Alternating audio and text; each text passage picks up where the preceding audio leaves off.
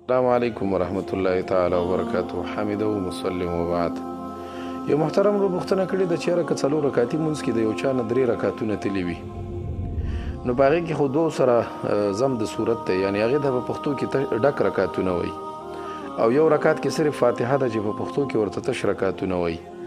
نو د دې د اتمام ترتیب به څنګه وي؟ دا مونځ چې دی کله پوره کوي نو دی به په کومه طریقه پوره کوي؟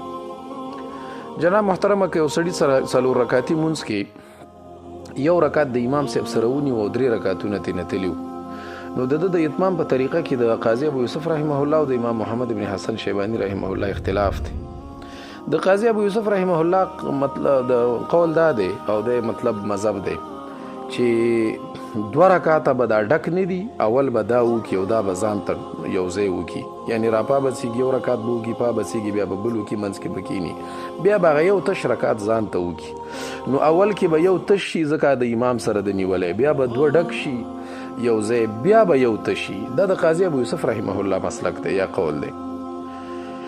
لیکن د احناف مفتابهی قول چې فتوا په هغې باندې دغه د امام محمد ابن حسن شیبانی رحمه الله قول دی، هغه دا دی چې یو رکعت خود تش د امام سره کړی دی، به پاسېږي او تسبیح به ووایي، سبحانک اللهم به ووایي، او بیا به د هغې نه وروسته بسم الله او الحمدلله ووایي، صورت به ووایي، نو یو رکعت به ورسره بل وکړي، نو د ده به دوه رکعته شي، او هر دوه رکعتو نه بعد حدیث کې راځي چې قاعده ده، نو فلهذا دی به کښېني او قاعده به وکړي، بیا به پاسېږي بل به ډک رکعت وکېږي، بیا به پاسېږي بل به تش وکړي، نو یو تش او یو ډک به یو ځای کې سره جمع شي، او یو ډک او یو تش به بل ځای کې سره جمع شي. دا مفتابهي قول دی، په دې باندې فتوا ده او دقه راجح قول دی. احناف اوس په دې باندې عمل کوي، اگر چې که چا هغه بله طریقه وکړه هم سجده سهوه پرې نه لازمیږي، خو دومره دی چې خلاف اولا کار باندې عمل وکړه. هغه قاضي ابو یوسف رحمه الله چې څنګه وایي چې دوه ډک به یو ځل وکړي، نو هغه خلاف اولا قول دی د احنافو. مفتابهي قول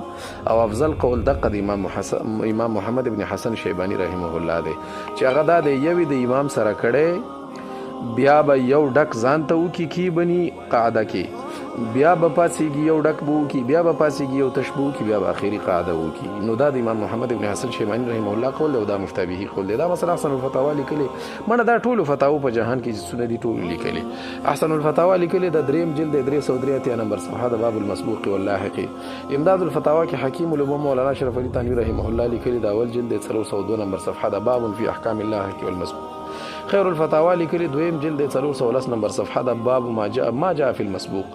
فتاوا حقانی لیکلي د کتاب الصلات د دریم جلد 180 نمبر صفحه د فتاوا درلوم زکریا لیکلي د اول دویم جلد دویم جلد او صفحه د 304 کتاب الصلات او مسبوق کا بیان.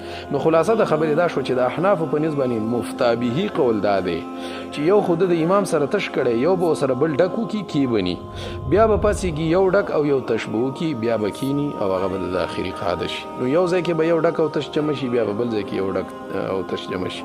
دا د احناف مفتابهي قول دی. السلام علیکم ورحمت الله.